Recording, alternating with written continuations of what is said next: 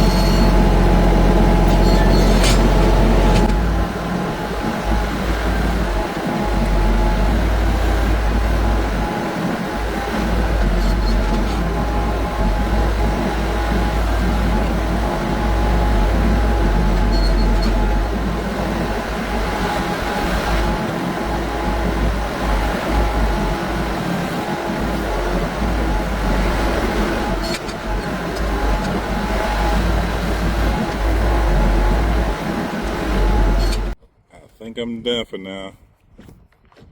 Actually, no, I'm not done. I took the day off, might as well.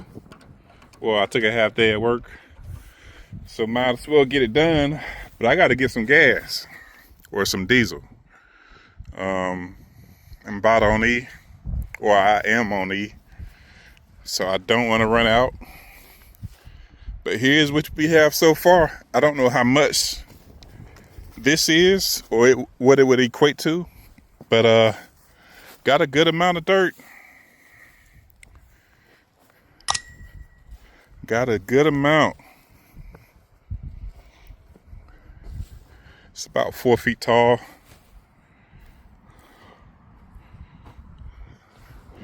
And just cleaning up this area, trying to flatten it up, and I'm gonna get out the bricks and stuff like that, and clean it up, and put some grass seed down. And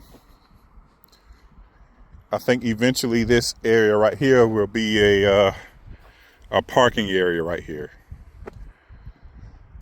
So that's the goal here, and it's going pretty good. It's going pretty good. I actually think I can sift a lot of this dirt out and use it for the garden. So actually, I might be able to save some money here. I'll just have to ask about its safety, I guess, because there's some glass and stuff like that, and some metal in it.